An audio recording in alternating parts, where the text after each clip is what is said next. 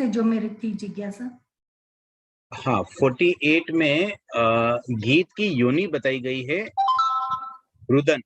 जी sir. रुदन का अर्थ होता है रोना। तो ये योनि का मतलब यहाँ उत्पत्ति है, इसे जाति भी कहा गया है। तो गीत कैसे पैदा हुआ, मतलब उसकी अगर हिस्ट्री में जाएं कि सबसे पहले गीत कैसे गाया गया, तो जनरली पहले रोने की जो साउंड आ रही थी उसी को बेस बना करके फिर गीत गाना शुरू हुआ है, इसलिए उसकी योनि रुदन कही गई है। क्योंकि वैसे तो अलग अलग मूड होते हैं, मतलब कोई खुशी भी बहुत होती है तब भी गुनगुनाते हैं। नहीं वो ठीक है, लेकिन जैसे ना हंसने में कोई भी संगीत का टोन नहीं आता, रोने में संगीत का टोन आता है। तो जब संगीत प्रारंभ नहीं हुआ था, गीत गायन आदि प्रारंभ नहीं हुआ था, तब उस समय रोना मतलब जो जनरल प्रोसेस था, एक नेचुरल बोलना, गाना गाना तो था नहीं, तो उस समय रोना ही एक संगीत जैसा साउंड करता था। फिर वहां से ये संगीत प्रारंभ हुआ। Okay sir, thank you sir.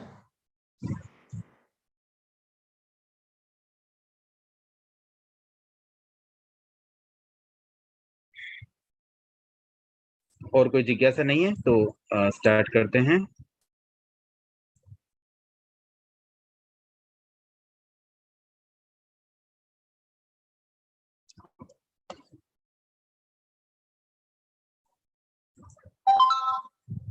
सातवां चैप्टर और सूत्र संख्या 129। वचन विकल्प पद। वचन के 7 विकल्प हैं, मतलब बोलने के जो तरीके हैं वो 7 प्रकार के हैं। पहला है आलाप। आलाप मतलब सामान्य बोलना, थोड़ा बोलना या सामान्य रूप से जो बोलना होता है वो है आलाप। उसके बाद अनालाप। अन लग गया मतलब उसका अपोजिट वर्ड बन गया, तो यहाँ अपोजिट का मतलब नहीं बोलना भी वैसे हो सकता है अनालाप का अर्थ, लेकिन यहाँ उसका अर्थ है कि गलत बोलना, कुत्सित बोलना। उसके बाद है उल्लाप। उल्लाप के अंदर चीखना चिल्लाना, उस तरह की जो एक साउंड होते हैं ना, एक तो नॉर्मल आदमी बात करता है और एक चीख चीख कर बात करता है, तो काकू ध्वनि विकार के द्वारा बोलना, मतलब जैसे कोए की कर्कश आवाज होती है ना, उस तरीके से बोलना, बहुत चीखना, जो आवाज किसी को अच्छी भी न लगे, तो वो उल्लाप के अंतर्गत आती है। फिर अनुल्लाप के अंतर वही चीखने वाली बातें कुत्सित तरीके से, मतलब गलत बातें बोलना। उसके बाद संलाप मतलब आपस में बात करना, परस्पर भाषण करना, 2 व्यक्ति 3 व्यक्ति 10 व्यक्ति आपस में जो बातचीत करते हैं वो संलाप। प्रलाप। प्रलाप का मतलब निरर्थक बोलना, अर्थहीन बोलना, मीनिंगलेस। एंड विप्रलाप, विरुद्ध वचन बोलना। तो ये 7 प्रकार से वचन के विकल्प हैं। तो ये भी हमें समझने की बात है, जब हम बोलते हैं तो इन 7 में से हमारा कौन सा, ये हम अगर चिंतन करना सीख लें तो हमारी वचन योग में अशुभ प्रवृत्तियां धीरे धीरे कम हो जाएगी। अशुभ वचन योग से बचने का सीधा सा उपाय है कि हम इन 7 विकल्पों से कंपेयर करें कि हम किस तरह से बोल रहे हैं। तो इसमें मोस्टली फर्स्ट वाला जो आलाप है वही ठीक लगता है, बाकी सब में कुछ ना कुछ एक एक संलाप भी, चलो आपस में बातचीत एक अलग बात हो गई, बाकी तो सारी चीजें नेगेटिव हैं। विनय पद। विनय के 7 प्रकार हैं।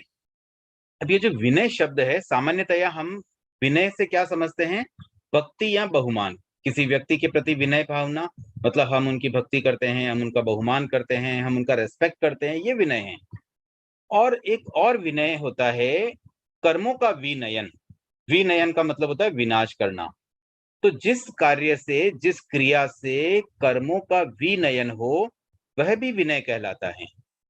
तो जैसे ज्ञान विनय, दर्शन विनय, चरित्र विनय में यही समझ सकते हैं कि इससे संबंधित जो कर्म हैं, ज्ञान विनय में ज्ञानावरणीय कर्म का विनाश करने वाली जो चीजें हैं वो ज्ञान विनय आ जाएगा। ज्ञानावरणीय कर्म को क्लीन करने के कुछ मेथड भी पड़े होंगे अपने, जिसमें मोस्टली यही बात आती है कि ज्ञानी और ज्ञान की आशातना करने से ज्ञानावरणीय कर्म का बंधन होता है और नहीं करने से वो कर्म निर्जरित होते हैं। तो वो कार्य जो ज्ञानावरणीय कर्म का विनयन करे वो सब ज्ञान विनय में आ जाएंगे। इसी प्रकार से दर्शनावरणीय कर्म के संबंध में दर्शन विनय समझ सकते हैं, या दर्शन मोहनीय कर्म के संबंध में भी समझ सकते हैं। और चरित्र विनय में चरित्र मोहनीय कर्म का विनयन करने वाली टास्क। तो ये 3 विनय तो इस तरह से हो गए। उसके बाद है मन विनय। अकुशल मन का निरोध और कुशल मन की प्रवृत्ति, मतलब मन की अशुभ प्रवृत्ति का निरोध करना, शुभ प्रवृत्ति को करना।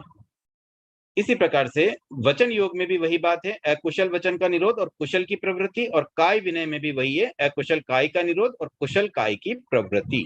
उसके बाद में 7वां एक और विनय है, लोकोपचार विनय। लोक उपचार मतलब लोक व्यवहार के लिए किया जाने वाला विनय। तो लोकोपचार विनय वैसे सामान्यतः हम भली भांति जानते ही, लोक व्यवहार में हम किस तरह से विनय करते हैं। फिर भी इसमें आगे एक सूत्र में इसका पूरा और डिटेल है, इसके 7 प्रकार भी आएंगे, तो तब हम इसको और विस्तार से समझ लेंगे। 131 में प्रशस्त मन विनय के 7 प्रकार बताए गए हैं। पहला है अपापक, मतलब पाप रहित, मन को शुभ चिंतन में प्रवृत्त करना। असावध्य, मन को चोरी आदि ग्रहित कर्मों में न लगाना। अक्रिय, मन को कायिकी आदि करने की आदि क्रियाओं में प्रवृत्त न करना। ये सब क्रियाओं के बारे में हम पहले पढ़ चुके हैं ठाणामागम में ही। तो जो क्रियाएं पाप बंधन में रीजन बनती है, कारण बनती है, उन्हें यहाँ पर क्रिया में लिया गया है। और वैसी क्रियाओं से बचना जो पापकारी प्रवृत्ति करवाए, जो जिससे पाप कर्म का बंधन हो, वैसी क्रियाएं न करना अक्रिय मन विनय का प्रकार हुआ। निरुपक्लेश, क्लेश के बिना मन को शोक चिंता आदि में प्रवृत्त न करना निरुपक्लेश विनय है। अनांसनवकर, मन को प्राणातिपात आदि 5 आश्रवों में प्रवृत्त न करना। अक्षयकर, मन को प्राणियों को व्यथित करने में न लगाना। अभूताभिशंकन, मन को अभयंकर मतलब अभय अभय अभय की भावना मन में आए वैसा मन को लगाना, मतलब डर निकालना मन में से, तो ये होता है अभूताभिशंकन। फिर अप्रशस्त मन विनय के वही 7 प्रकार हैं, केवल उसका विलोम आ गया, अपोजिट आ गया। पापक, सावध्य, सक्रिय, सोपक्लेश, आसनवकर, क्षयिकर, भूताभिशंकन। सेम प्रशस्त वचन विनय के भी यही 7 प्रकार है। मन और वचन की सब बातें लगभग साथ चलती हैं। इवन जो योग वाला चैप्टर है 25 बोल में, उसमें भी वही बात है। मनोयोग में जो भेद है वही वचन योग के होते हैं, लेकिन काय योग का थोड़ा डिफरेंटली होता है। तो यहाँ भी वैसे ही है, वचन विनय के 7 प्रकार सेम मन विनय की जैसे ही है। वहां मन में सोचने से संबंधित है, वचन में बोलने से संबंधित है, बाकी सारी बातें सेम है। तो 133 134 सूत्र को हम उस अनुसार समझ लेते हैं। उसके आगे हैं प्रशस्त काय विनय के 7 प्रकार। प्रशस्त, तो प्रशस्त में क्या आएगा? आयुक्त गमन। अब यहाँ पर शरीर से होने वाली बेसिक क्रियाओं का यहाँ उल्लेख है, और उसमें अगर हम यत्नापूर्वक करते हैं वो क्रिया, तो वो प्रशस्त बन जाएगी। और अगर यत्नापूर्वक न करें, अयत्नापूर्वक करें, तो वह अप्रशस्त काय विनय हो जाएगा।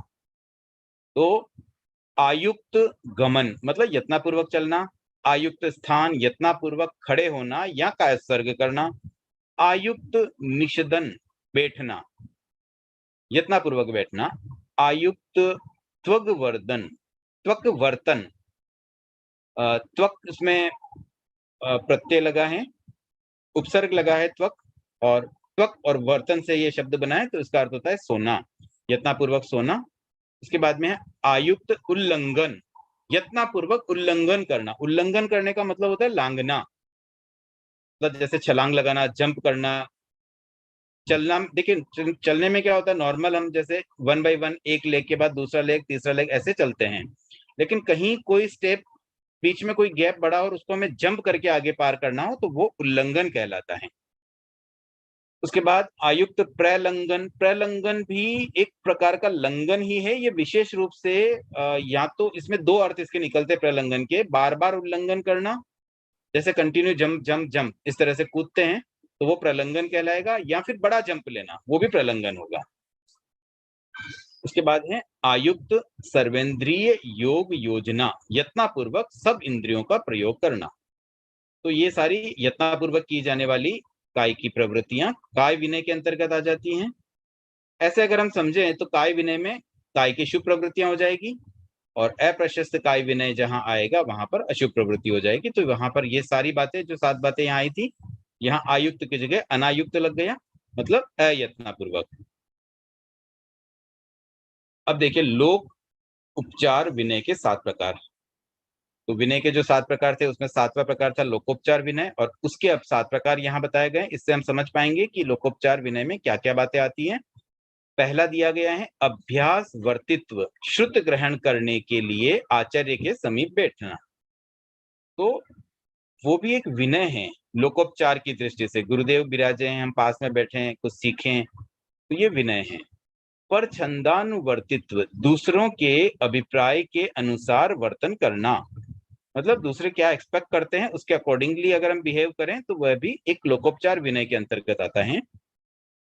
कार्य हेतु, इसने मुझे ज्ञान दिया इसलिए मैं उसका विनय करूं, मतलब कोई पर्पजली कि इसने मेरे साथ अच्छा किया तो हम भी उसको कुछ बदले में कुछ अच्छा करते हैं, तो वो भी एक लोकोपचार विनय है। हम लोक व्यवहार में भी कई बार ऐसे एक दूसरे की हेल्प करते हैं, कभी कोई हेल्प करता है तो हम भी उसके लिए वापस कुछ करने का प्रयास करते हैं, तो वह भी इसी के अंतर्गत समझ सकते हैं। कृत प्रतिकृतिता, प्रत्युपकार की भावना से विनय करना, मतलब वही है, ये तीसरे से थोड़ा मैचिंग अर्थ लिए हुई है कि किसी ने उपकार किया उसको उपकार को चुकाने के लिए, मतलब प्रत्युपकार, प्रति प्लस उपकार, इसके संधि होके प्रत्युपकार बना है। तो उपकार किसी ने किया उसको प्रतीक, मतलब उसी का वापस रेसिप्रोकल करना, उसको रिवर्स करना, या उसके बदले में उसकी पूर्ति करना।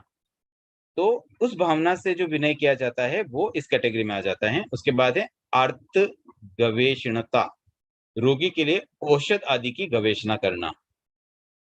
देश कालज्ञता, अवसर को जानना, ये भी एक विनय की बात होती है, मौका देख करके बात करना। मतलब जैसे कहीं हम बैठे हैं और किस समय क्या बात बोलनी चाहिए, वो अवसर को सही भली भांति जानना भी एक विनय है। कोई भी अनावश्यक अननेसेसरी कोई ऐसे समय बोल देवे तो वो अविनय कहलाता है। ये भी एक विनय की बात है कि कहाँ पर हम अवसर को जाने और फिर बोले। जैसे अभी मान लीजिए आगम की क्लास चल रही है, तो हमने सिस्टम बनाया कि क्लास के बीच में प्रश्न नहीं पूछने हैं। अब अवसर मिला, लास्ट में जिज्ञासा आमंत्रित कहा गया, तब अगर हैंड रेज किया, पूछा गया, तो वो अवसर को जानकर पूछने वाली बात हुई, तो वो भी एक विनय की बात है। सर्वार्थ प्रतिलोमता, सब विषयों में अनुकूल आचरण करना, मतलब प्रतिकूल आचरण न करना, अनुकूल आचरण करना, ये भी एक विनय की बात ही होती है। अब आगे है समुद्घात पद। समुद्घात, ये शब्द 3 शब्दों के संधि से बना है। 3 उसमें सम, उसके बाद में उत, और फिर घात। सम मतलब एक जैसा या इक्वल बोल सकते हैं। उत मतलब बाहर निकलना, और घात, घात मतलब अटैक। तो इसमें कौन किस पर अटैक कर रहा है? आत्म प्रदेश शरीर से बाहर निकलता है, शरीर पर घात कर रहे हैं, शरीर से वो बाहर निकलते हैं, समान रूप से बाहर आना। आत्म प्रदेशों का शरीर से समान रूप से बाहर आना, ये कहलाता है समुद्घात। तो समुद्घात में मूल बात यही होती है कि जो बेसिक स्थूल शरीर है, चाहे औदारिक हो चाहे वैक्रिय हो, उससे आत्म प्रदेश अगर बाहर आ जाए किसी कारण से, तो वो समुद्घात है। अब इसमें 7 प्रकार के समुद्घात बताए गए हैं। वेदना समुद्घात, असात वेदनीय कर्म के आश्रित होने वाला समुद्घात। जब बहुत तीव्र वेदना होती है तो उस वेदना के समय में आत्म प्रदेश शरीर से बाहर आ जाते हैं, कुछ अंश में, ऐसा नहीं कि पूरा बाहर आ जाएंगे। जैसे ये शरीर प्रमाण जो आत्मा होती है, तो वो शरीर से भी बाहर आ जाती है, इतनी मतलब फैल जाती है बाहर की तरफ। दूसरा कषाय समुद्घात, तीव्र कषाय की अवस्था, उसमें भी यही बात होती है, कषाय मोह कर्म के आश्रित ये समुद्घात है। तो जब भी कषाय की तीव्रता हो, अत्यंत क्रोध हो, या मान माया लोभ की चरम सीमा हो, बहुत अधिक हो, तो उस समय भी आत्म प्रदेश शरीर से बाहर आ जाते हैं, वो कषाय समुद्घात कहलाता है। मारणांतिक समुद्घात, जब आयुष्य के अंतर मुहूर्त बाकी रहता है उस समय ये समुद्घात होता है, जिसमें आत्म प्रदेश बाहर जाते हैं। उसका एक प्रोसेस है कि जिस स्थान पर जन्म लेना है वो वहां जाकर के वापस लौट आते हैं, तो ये प्रोसेस मारणांतिक समुद्घात कहलाता है। और ऐसे मरने के बाद जो आत्मप्रदेश शरीर से बाहर निकल जाते हैं वो भी मारणांतिक समुद्घात ही है, क्योंकि आत्मप्रदेश शरीर से बाहर अगर निकल रहे हैं तो वो समुद्घात ही होता है। तो दोनों तरह से हो सकता है। उसके बाद है वैक्रिय समुद्घात। वैक्रिय लब्धि का प्रयोग करके जब आत्म प्रदेशों को शरीर से बाहर निकाला जाता है, क्योंकि जो वैक्रिय शरीर बनेगा वो बाहर है और वहां उसमें वैक्रिय शरीर में आत्म प्रदेश जाएंगे तभी वो शरीर कार्य कर पाएगा। तो ये वैक्रिय समुद्घात होता है वैक्रिय शरीर के निर्माण के समय, और तेजस समुद्घात होता है तेजस लब्धि के प्रयोग के समय। इसके बाद है आहरक समुद्घात। सेम वही आहरक शरीर का जब निर्माण होता है तब आहरक समुद्घात होता है। और अंतिम है केवली समुद्घात। ये भी एक पर्टिकुलर एक प्रोसेस है, एक अलग तरह का सिस्टम है। 8 समय में होने वाला ये केवली समुद्घात, जिसमें केवल ज्ञानी जिनका आयुष्य बहुत थोड़ा सा रह जाता है, अंतर मुहूर्त जितना आयुष्य शेष रहता है, उस समय वेदनीय नाम गोत्र इन 3 कर्मों का इक्वलाइजेशन आयुष्य कर्म के साथ करने के लिए केवली समुद्घात का प्रोसेस होता है, जिसमें आत्म प्रदेश पूरे लोक में फैल जाते हैं और पुनः सिमट जाते हैं। तो वो जो फैल कर सिमटते हैं उसमें कुछ कर्म वहीं बाहर छूट जाते हैं, तो जो एक्स्ट्रा कर्म थे वो वहां छूट जाता है, इक्वल हो जाता है, जितना आयुष्य बचा है उतने समय में बाकी कर्मों को भोग करके एक ऐसा मतलब इक्वलाइजेशन हो जाता है कि जिस समय वो जीव मरेगा उस समय सारे कर्म साथ में समाप्त होंगे, एक ही समय में सारी क्रियाएं साथ में होकर के सीधा वो जीव सिद्ध मुक्त होकर मोक्ष में चला जाए। तो ये एक केवली समुद्घात भी एक विशेष प्रकार का केवल ज्ञानियों के होने वाला समुद्घात है। मनुष्य में ये 7 प्रकार के समुद्घात होते हैं। उसके बाद है प्रवचन निन्हव। प्रवचन निन्हव में 7 निन्हवों का उल्लेख है जो भगवान महावीर के तीर्थ में हुए। तीर्थ का मतलब उनकी उपस्थिति में होना आवश्यक नहीं है, उनके निर्वाण के बाद भी हो सकते हैं। अभी उनका शासन चल रहा है, उनका तीर्थ चल रहा है। जब तक भगवान महावीर का शासन है, जब तक हम उनके बताए गए बातों को आचरण में लाते हैं, उनको फॉलो करते हैं, उनको मानते हैं, आगम पढ़ते हैं, आगम के द्वारा उनकी बातें हमें मिल रही है, तब तक वो भगवान महावीर का तीर्थ कहलाएगा, उनका शासन काल कहलाएगा। उस दौरान 7 निन्नव हुए। अब ये निन्नव कौन होते हैं? जो भगवान की बताई गई बातों को पूरी तरह से नहीं मान करके अलग हो जाते हैं उनसे, उनकी मतलब भगवान की आज्ञा के अनुसार उसको एग्जैक्टली फॉलो नहीं कर पाते, कहीं कोई बात में शंका होने के कारण वो उसे छोड़ देते हैं, मिथ्यात्वी बन जाते हैं। तो ये 7 निन्हव है। इनके जो वाद है, इनके प्रवचन निन्हव मतलब 7 उन निन्हवों के जो वाद थे वो है बहुरथ, जीव प्रादेशिकी, अव्यक्तिक, सामुच्छेदिक, द्विक्रिय, द्वेक्रिय, त्रैराशिक और अबद्धिक। और इनके जो धर्माचार्य थे वो थे जमाली, तिष्यगुप्त, आषाढ़, अश्वमित्र, गंग, षडुलुक और गोष्ठा माहिल। तो ये जो षडुलुक है उनका एक और नाम रोहगुप्त भी मिलता है हमें। उसके बाद इन 7 प्रवचन निन्हों के उत्पत्ति नगर, इनका जन्म स्थान जहां ये थे वो भी यहाँ पे उल्लेखित है। श्रावस्ती, ऋषभपुर, श्वेतविका, मिथिला, उल्लिका तीर, अंतरंजिका और दशपुर। आज पहले मैं ये चैप्टर कंप्लीट करना चाहता हूँ, एक बार ये कंप्लीट हो जाता है और अगर समय मिला तो हम इन 7 निन्हों के बारे में शॉर्ट में चर्चा करेंगे, थोड़ा समझेंगे कि क्या रीजंस थे, क्यों वो निन्हो बने और कैसे वापस वो समझे, कौन समझ पाया कौन नहीं समझ पाया। आगे बढ़ते हैं। अनुभाव पद। 7 वेदनीय कर्म का अनुभाव 7 प्रकार का होता है, मतलब उसका जो अनुभव कैसे हो पाता है, मतलब वो इम्प्लीमेंटेशन में कैसे आता है, उस समय क्या फीलिंग आती है, वो 7 तरह की होती है। तो जब भी 7 वेदनीय कर्म का उदय होगा तो उस समय इस तरह के 7 प्रकार से वो कोई ना कोई फीलिंग आएगी। तो या तो कोई मनोज्ञ शब्द कानों में पड़ेगा, मनोज्ञ रूप देखने को मिलेगा, मनोज्ञ गंध सूंघने को मिलेगी, मनोज्ञ रस खाने को मिलेगा और मनोज्ञ स्पर्श टच हमें कुछ मिलेगा। ये तो हो गया 5 इंद्रियों के मनोज्ञ विषय प्राप्त होना। और उसके बाद छठा है मन की सुखता, मतलब मन में सुख होना, वचन की सुखता, वचन में सुख होना। इस तरह से ये 7 प्रकार से हम 7 वेदनीय कर्म का अनुभव कर पाते हैं। 7 वेदनीय कर्म का अनुभव भी 7 प्रकार से होता है। यही 7 बातें हैं: अमनोज्ञ शब्द, अमनोज्ञ रूप, अमनोज्ञ गंध, अमनोज्ञ रस, अमनोज्ञ स्पर्श, मन की दुखता और वचन की दुखता। आगे है नक्षत्र पद। मगा नक्षत्र 7 तारों वाला होता है। उसके बाद है अभिजीत आदि। अभिजीत आदि 7 नक्षत्र पूर्व द्वार वाले होते हैं। 4 दिशाएं हैं, चारों दिशाओं में 4 द्वार हो गए तो 28 नक्षत्र। चारों दिशाओं में 7-7 डिवाइड हो गए। तो अभिजीत आदि ये 7 नक्षत्र पूर्व द्वार वाले कौन कौन से? अभिजीत, श्रवण, धनिष्ठा, शतभिषक, पूर्व भाद्रपद, उत्तर भाद्रपद और रेवती। उसके बाद में अश्वनी आदि 7 नक्षत्र दक्षिण द्वार वाले हैं। अश्वनी, भरणी, कृत्तिका, रोहिणी, मृगशीर, आर्द्रा, पुनर्वसु। उसके बाद में पुष्य आदि 7 नक्षत्र पश्चिम द्वार वाले होते हैं। पुष्य, अश्लेषा, मगा, पूर्व फाल्गुनी, उत्तर फाल्गुनी, हस्त और चित्रा। देन स्वाति आदि 7 नक्षत्र उत्तर द्वार वाले होते हैं। स्वाति, विशाखा, अनुराधा, ज्येष्ठा, मूल, पूर्वाषाढ़ा, उत्तरषाढ़ा। उसके बाद है कूटपद, जम्बू द्वीप के सोमनस वक्षस्कार पर्वत के कूट 7 हैं। कूट मतलब पर्वत पे जो चोटियां होती हैं। सिद्ध, सोमनस, मंगलावती, देवकुरु, विमल, कांचन और विशिष्ट। सेम गंधमादन वक्षकार पर्वत के उसके भी 7 कूट हैं। सिद्ध, गंधमादन, गंधा, गंधलावती, उत्तर कुरु, स्फटिक, लोहिताक्ष और आनंदन। उसके बाद एक कुल कोटि पद है। द्विन्द्रिय जाति के योनि प्रवाह में होने वाली कुल कोटियां 7 लाख हैं। ये जब कोई जीव जन्म लेते हैं ना तो उसमें 2 चीजें आती हैं, एक तो कुल कोटि और एक जीव योनि भी बोलते हैं। 7 लाख पृथ्वी का, वो जो हम इसमें बोलते हैं 84 लाख जीव योनि। तो ये जीव योनियां और कुल कोटियां, ये 2 बातें होती हैं।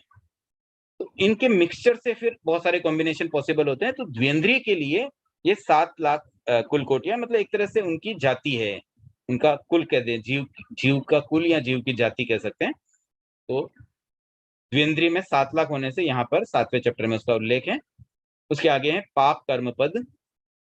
जीव ने 7 स्थानों से निर्वर्तित पुद्गलों का पाप कर्म के रूप में चय किया है, करते हैं, करेंगे। इस पैटर्न के सूत्र हम ऑलरेडी पहले पढ़ चुके हैं। यहाँ पर 7 बातें इस अपेक्षा से ही है। जीवों के जो 7 प्रकार है, नैरिकी, तिर्यंश योनि की मतलब तिर्यंश में लेडी जेंट्स, फिर मनुष्य में लेडी जेंट्स, और देव में भी देव और देवी। ऐसे कुल 7 प्रकार के जो जीव हैं उनके निर्वर्तित पुद्गलों को जीव ग्रहण करते हैं पाप कर्म के रूप में, चय करते हैं। और क्या क्या करते हैं उसमें वो सारी बातें हैं। उपचय, बंध, उदीरण, वेदन और निर्जरण। किया है, करते हैं, करेंगे, तीनों टेंस में ये बात आती है। और उसके बाद अंतिम 2 सूत्र।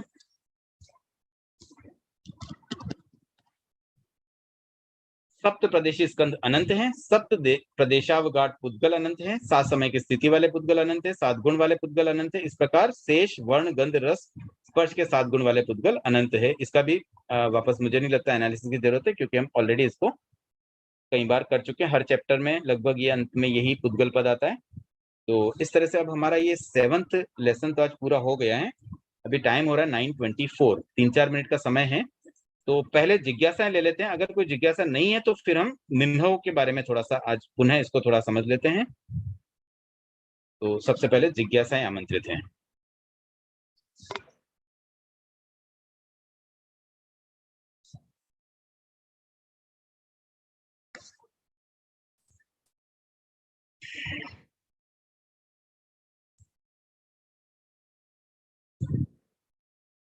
चलिए, आई थिंक कोई जिज्ञासा नहीं है तो हम आज ही निम्नों को भी थोड़ा समझ लेते हैं, समय है तो, ताकि नेक्स्ट डे हमारा पूरा एक नया चैप्टर से शुरुआत हो सकेगी।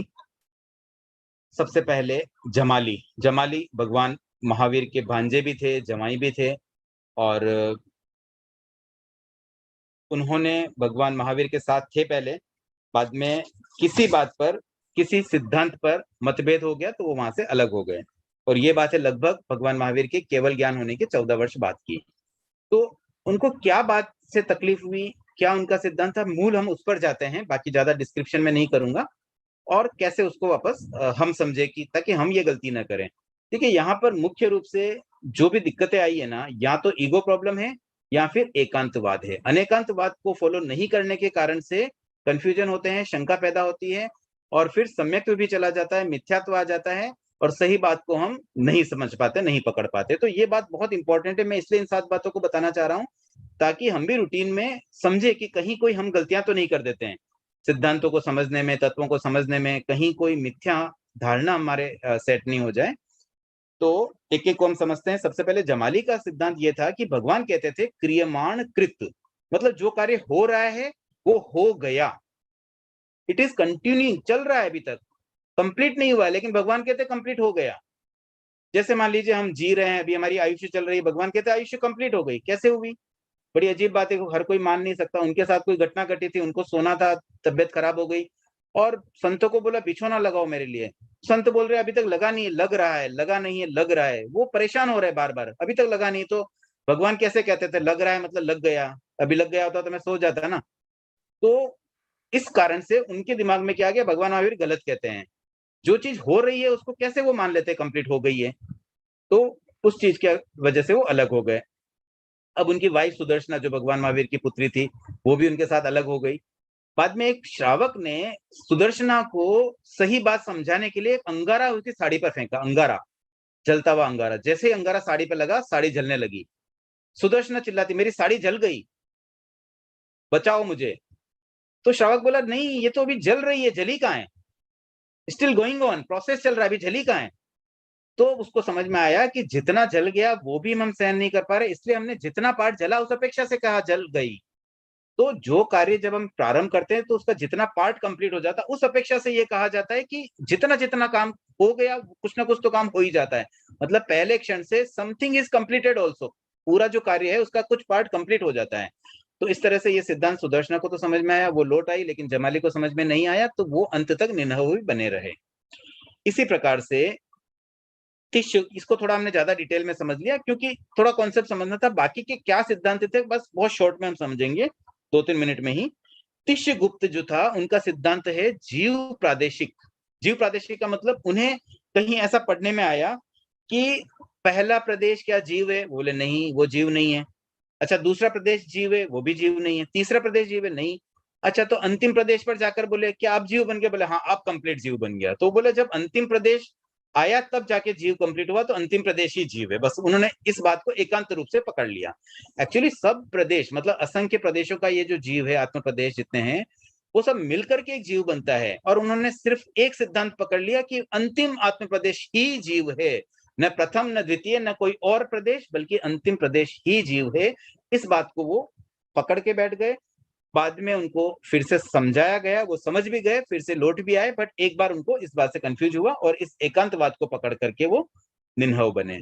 उसके बाद आषाढ़ वाले केस में क्या होता है कि आचार्य आषाढ़ अपने शिष्यों को कुछ योग का अभ्यास करवा रहे थे और उस समय उनकी डेथ हो जाती है। वो लेटे हुए थे और उनकी डेथ हो गई। डेथ हो गई, वो देवता बन गए। देवता बन करके उन्होंने अवधि ज्ञान लगाया। उनको पता चला कि मेरे शिष्यों को मैं कुछ बता रहा था, वो मेरा टास्क अधूरा रह गया है, तो वो टास्क को कंप्लीट करने के लिए पुनः आए। देव रूप में ही वो उसमें घुस गए, उनके बॉडी में जो मृत शरीर था उसमें वो घुस गए और फिर उन्होंने पूरा टास्क कंप्लीट किया। लेकिन उन्होंने लास्ट में सब शिष्यों को बोला भी देखो मुझे तुम आचार्य समझ के वंदना कर रहे थे, बट मैं उस समय आचार्य नहीं था, मैं तो देवता बन गया। तो जब शिष्यों ने सुना तो बड़े अचरज में आ गए, किस पे विश्वास करें, whom to बिलीव। कुछ भी यहाँ पे तो मतलब कहीं हमें तो लग रहा है आचार्य और वो तो देवता निकले। तो बोले यहाँ कुछ भी फिक्स नहीं है, कुछ भी हो सकता है, एनीथिंग इज पॉसिबल। तो बस इस चीज को वो लेके बैठ गए। उन्होंने अव्यक्तवाद एक सिद्धांत बना दिया कि नथिंग इज श्योर। बाद में वो भी उन्हें भी वो बात समझाई गई और समझ गए और पुनः लौट आए, बट एक बार उन्हें ये कंफ्यूजन हो गया। उसके बाद में अश्वमित्र, 1-2 मिनट और शायद अतिक्रमण हो सकता है समय का, लेकिन मैं इसको कंप्लीट कर लेना चाहता हूँ। अश्वमित्र जो चौथे निनव है, उनका था कि एक कोई भी चीज, इनका सिद्धांत का नाम है सामुच्छेदिक। सामुच्छेदिक मतलब होता है हर चीज का उच्छेद हो जाएगा एक न एक दिन। तो कहीं वो पढ़ रहे थे 10वें पूर्व में एक प्रवाद आता है, विद्यानुवाद प्रवाद, उसके अंदर एक नैपुणिक चैप्टर था।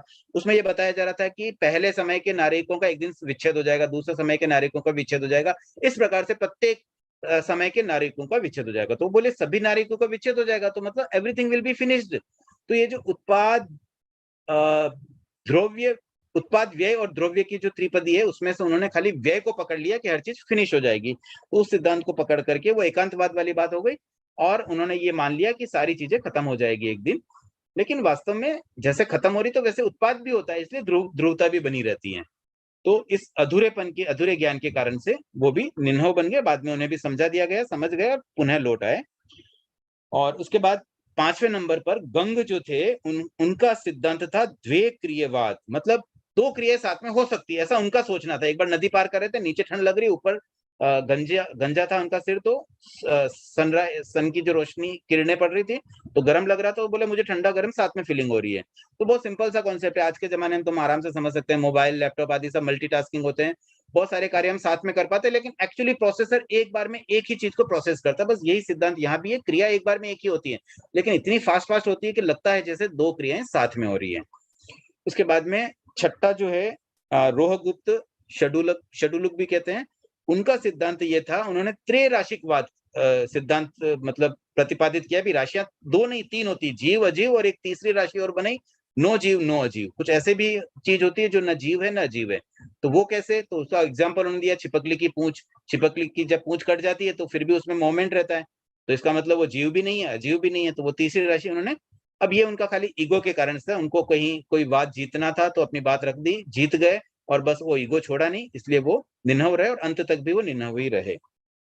और सातवें अंतिम गोष्ठा माहिल, उनका जो था अबद्धिक जो उनका सिद्धांत था, उसका ये था कि कर्म के बंधन के तीन मेथड कर्म प्रवाद पूर्व में आते हैं, 8वां पूर्व है कर्म प्रवाद, उसमें 3 प्रकार आते हैं कर्म बंधन के। एक तो होता है स्पृष्ट, मतलब खाली स्पर्श होता है, वो जो वीतरागियों के कर्म बनता है ना, एक समय में चिपका और वापस तुरंत हट जाता है, वो खाली स्पर्श मात्र होता है। दूसरा टाइप होता है जो स्पष्ट बद्ध होता है, मतलब स्पष्ट होकर के बद्ध हो जाता है, आत्मा के साथ में एक मेक हो जाता है। तो वो जैसे हम सामान्य जो सरागी जीव होते हैं, कषाई जीव होते हैं, उनके जो कर्म बनते हैं वो उसमें आ जाते हैं। और तीसरा प्रकार होता है स्पष्ट बद्ध और उसमें निकाचित, तो निकाचित कर्म तो बहुत मुश्किल से हटते हैं। तो ये तीनों जो आया, तो उन्होंने कहा नहीं, बद्ध तो हो नहीं सकते, कर्म बद्ध हो जाएंगे तो वापस हट कैसे सकते हैं, तो उनका ये था कि नहीं, सारे कर्म केवल स्पष्ट ही होते हैं। बस इस चीज को लेकर के उन्होंने अपना अलग सिद्धांत बना दिया, अबद्धिक, कि कर्म बद्ध नहीं होते, खाली स्पष्ट होते हैं, और फिर वो भी अंत तक निन्हव ही रहे। तो जमाली, रोहगुप्त और गोष्ठामैल, ये 3 तो अंत तक भी निन्हव रहे, बाकी 4 पुनः सही बात को समझ करके लौट आए। तो ये सारी बात बताने का रीजन सिर्फ इतना सा था कि थोड़ा सा हम समझें कि किन कारणों से कैसे क्या हो जाता है, तो कभी हमारे साथ भी ऐसे तत्वों को लेकर के कोई बात ऐसी न हो जाए कि हम कहीं मिथ्यात्वी बन जाए या एकांतवाद में फंसकर चीजों को न समझ पाए। कभी कोई बात समझ में ना आए तो केवली गम्य कर देना बेटर है, बट ट्राई करना चाहिए समझने का, लेकिन गलत धारणा को हम लेकर न बैठे। आज थोड़ा सा अतिक्रमण तो हो गया, क्षमा याचना के साथ ओम अरहम, जय जिनेन्द्र, और कल से हम 8वां अध्याय प्रारंभ करेंगे।